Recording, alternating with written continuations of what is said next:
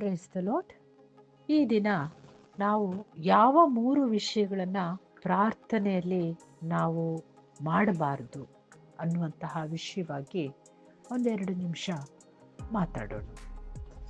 ಮೊದಲನೇದಾಗಿ, ನಾವು ಪ್ರಾರ್ಥನೆ ಎಂಬುದು ಕೃತಜ್ಞತೆ ಮತ್ತು ನಂಬಿಕೆಯಲ್ಲಿ ದೇವರೊಟ್ಟಿಗೆ ಇರುವುದಾಗಿದೆ.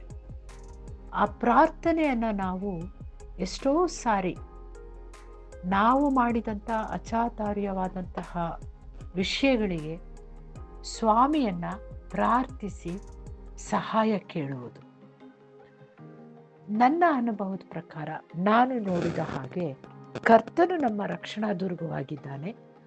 ಅನುದಿನದ ಆಪ್ತತೆಯ ಮೂಲಕ ನಾವು ಪ್ರತಿನಿತ್ಯ ಆತನ ಆಪ್ತತೆಯಲ್ಲಿ ಹಾತ್ಕೊಳ್ಬೇಕೇ ಹೊರತು ಈ ಕ್ಷಣ ಈ ಸಮಯದಲ್ಲಿ ನಮಗೆ ಕಷ್ಟ ಎದುರಾಗಿದೆ, ನಾವು ಪ್ರಾರ್ಥಿಸೋಣ ಎಂಬುದಾಗಿ ಸಿದ್ಧರಾಗಿ ಆತನಲ್ಲಿ ಪ್ರಾರ್ಥನೆಗೆ ತೊಡಗೋದು ಅಷ್ಟು ಉಚಿತ ಅನ್ನಿಸ್ಲಿಲ್ಲ. ಯಾಕೆಂದರೆ ಪ್ರಾರ್ಥನೆ ಅನ್ನೋದು ಮತ್ತೊಂದು ಆವರ್ತಿ ಹೇಳ್ತೇನೆ, ಕೃತಜ್ಞತೆ ಮತ್ತು ನಂಬಿಕೆಯಲ್ಲಿ ದೇವರೊಟ್ಟಿಗೆ ಇರುವುದಾಗಿದೆ. ಆದ್ದರಿಂದ ನಮ್ಮ ತಕ್ಷಣದ ಸಹಾಯಕ್ಕೆ, ನಮ್ಮ ಕಷ್ಟಕ್ಕೆ ಇಮ್ಮಿಡಿಯೇಟಾಗಿ ನಾವು ಪ್ರಾರ್ಥನೆನೇ ಮಾಡದೆ ಈ ಕ್ಷಣ ನಾನು ಪ್ರಾರ್ಥನೆಗೆ ಹೋಗಿ ಸ್ವಾಮಿ ಹತ್ರ ಸಹಾಯ ಕೇಳೋಣ ಅನ್ನುವಂತಹ ಮನಸ್ಥಿತಿ ಅಷ್ಟು ಉಚಿತವಲ್ಲ. ಎರಡನೇ ವಿಷಯ, ಪ್ರಾರ್ಥನೆ ನಾವು ಮಾಡ್ತೇವೆ, ಮಾಡಿದ ನಂತರ ನಮ್ಮ ಪಾಡಿಗೆ ನಾವು ಬೇರೆ ಕೆಲಸಗಳಲ್ಲಿ ಗಮನ ಕೊಡ್ತೇವೆ. ಇದು ಖಂಡಿತವಾಗಲೂ ಅಷ್ಟು ಸಮಾಧಾನಕರವಾದಂತಹ ವಿಷಯ ಅಲ್ಲ. ಕಾರಣ, ಪ್ರಾರ್ಥನೆ ನಂತರ ಮೌನವಾಗಿ ಒಂದು ಸ್ವಲ್ಪ ಸಮಯ ನಾವು ಕಳೆಯಬೇಕಾಗಿದೆ. ನಾವು ಅಲ್ಲಿ ಪ್ರಾರ್ಥನೆಯಲ್ಲಿ ಕರ್ತನ ಮುಂದೆ ನಮ್ಮ ಎಲ್ಲ ದುಃಖಗಳನ್ನು, ನಮ್ಮ ಕಷ್ಟಗಳನ್ನು ಪ್ರತಿಯೊಂದನ್ನು ನಾವು ಆತನಿಗೆ ಹೇಳಿದ ನಂತರ ನಾವು ಆತನ ಸನ್ನಿಧಾನದಲ್ಲಿ ಒಂದಷ್ಟು ಸಮಯ ನಾವು ಮೌನವಾಗಿ ಕಳೆಯೋದಾದರೆ ಅಲ್ಲಿ ಬಹಳ ಅದ್ಭುತವಾದಂತಹ ಒಂದು ಕಾರ್ಯ ಜರುಗುತ್ತೆ. ಅದು ಏನು ಅಂದರೆ, ಕರ್ತನು ನಮ್ಮೊಟ್ಟಿಗೆ ಮಾತನಾಡುವವನಾಗಿದ್ದಾನೆ.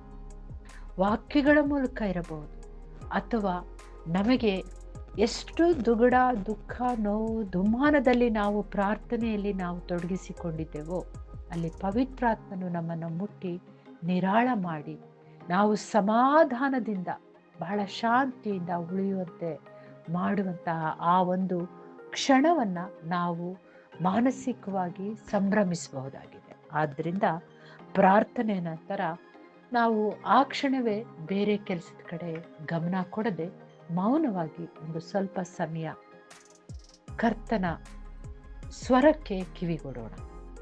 ಮೂರನೇದು, ಪ್ರಾರ್ಥನೆಯನ್ನು ನಾವು ಯಾವಾಗಲೂ, ನಾನು ತುಂಬ ಸಾರಿ ನಮ್ಮ ಕ್ರೈಸ್ತ ಸಹೋದರ ಸಹೋದರಿಯರು ಹೇಳೋದನ್ನು ಕೇಳಿಸ್ಕೊಂಡಿದ್ದೀನಿ, ನನಗೆ ದೇವರು ಈ ಕೆಲಸ ಮಾಡಿದ್ರೆ ನಾನು ಹೋಗಿ ಆ ಚರ್ಚಿಗೆ ಹೋಗಿ ಕೂದಲು ಕೊಡ್ತೀನಿ ಅಥವಾ ಕಾಣಿಕೆ ಕೊಡ್ತೀನಿ, ಈ ಥರ ಏನೇನೋ ಹೇಳೋದನ್ನು ನಾನು ಕೇಳಲ್ಪಟ್ಟಿದ್ದೇನೆ. ಖಂಡಿತವಾಗ್ಲೂ ನಾವು ಪ್ರಾರ್ಥನೆ ಅನ್ನುವಂತಹ ವಿಷಯನ ಬಾರ್ಗೇನ್ ಆಗಿ ತೆಗೆದುಕೊಂಡಿದ್ದೀವ ಅನಿಸುತ್ತೆ.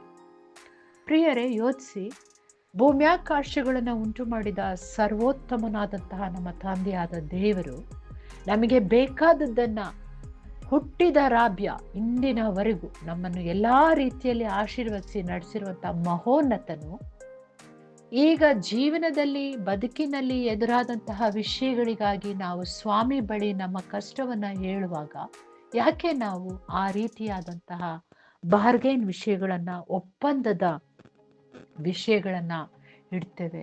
ಖಂಡಿತವಾಗ್ಲೂ ಅದು ಬೇಡ. ಯಾಕಂದರೆ ಪ್ರಾರ್ಥನೆ ಕೃತಜ್ಞತೆ ಮತ್ತು ನಂಬಿಕೆಯ ಮೇಲೆ ನಿಂತಿರುವುದು.